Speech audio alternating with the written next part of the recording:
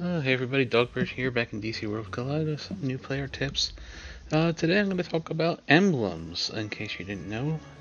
Emblems unlock for a character once you get them to rank 6 or 1 red star. Don't forget it's 5 gold, then it goes into 1 red, eventually 5 red, and then it goes into silver if you get that high. So emblems are only available on the gold characters, or epic, or in legendary characters. As you can see here, they're unlocked. They have different levels to them. You can get the highest of gold, you can get into purple, which is second tier, and blue is the first tier since you have unlocked them on a character. So this is what it looks like when the character doesn't have one unlocked. It just kind of sits there and glows. Tells you can activate it using the inertron fragments. Inertron comes in 3 colors. There is the blue, the purple, and then eventually, let's go here.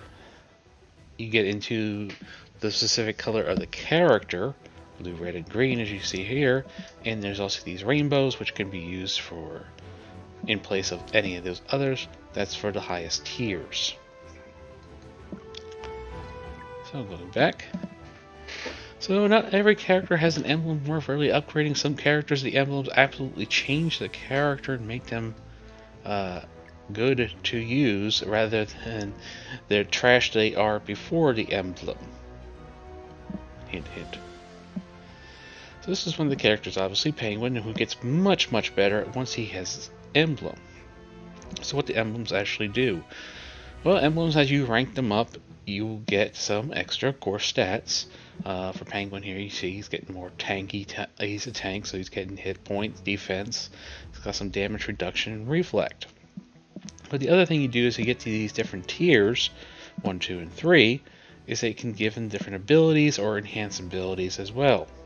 In Penguin's case, the first level here, which I have already, now increases the attack power of the back row allies by 10%. Quite good. His second tier, when the umbrella is raised, increases the status damage of back row's allies by 80%. That's quite a bit. And then the final third tier, which makes him which really knocks him up into like the A kind of tier, makes him a really good tank. The duration of raising his umbrella to protect himself extends to the end of the battle. If you're not sure what I'm talking about, it's his skill here. That's his basic. Here it is, the umbrella shield skill. When he raises the umbrella, he increases his defense by 100% and granting 30% damage reduction to the back row. Once you level it up more, it gets higher up here. As much as they. So essentially, he will always have that up once he gets that emblem. Makes him incredibly tanky and survivable. Others aren't really worth doing.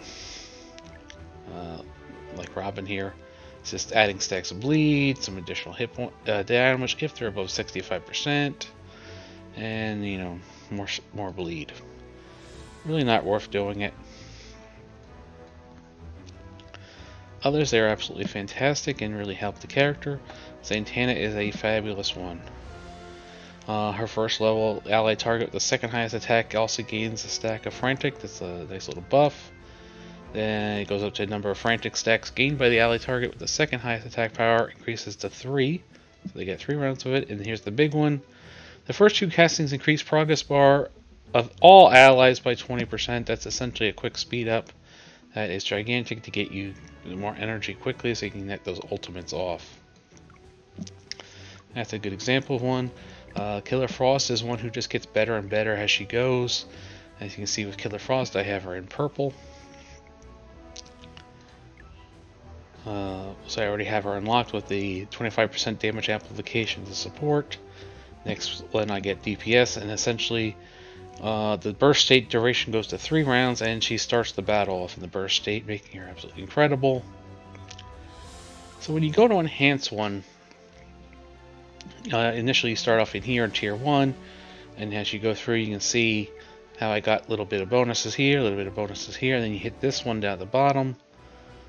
Plus 5, that's where you start getting damage amplification. You get 4 stats now, and so on and so forth. These will cost a certain amount. They start off cheaper, And then eventually up here is the highest one, where you're going to have to save up a little bit probably. Purple does the same thing. Like you can see, I need 40 now to get to this level, and I believe this one is 50 if I remember correctly. You can see also the stats did go up as I went through them. Here's a blue Dr. Fate that I'm working on. You can see I've yet to unlock it. I need to get to 50. That's usually what the last one costs. To get to that one, you do have to go up to the tiers in order to rank up. Some other characters who are really good and game-changing. Lex has a great emblem. Well, Lex is a great character. We're getting damage shield absorption, more of that. That's why I have him ranked up. And eventually we'll get him ranked up to 3. Here's where you can actually see I could use the rainbows. If I had a total of 20 between the blues and the rainbows, I could use the rainbows to help increase it to 20 and go up another level here. Raven's another one that really benefits from her emblems because of what it increases. After she revives a target, to get 20% attack, 20% defense, and get some healing. Jessica Cruz gets almost a god tier one, increasing your passive and keeping those stacks so that she can do more damage. Nightwing's another great one. Once he gets up to gaining a buff for 2 rounds, level 2 is great.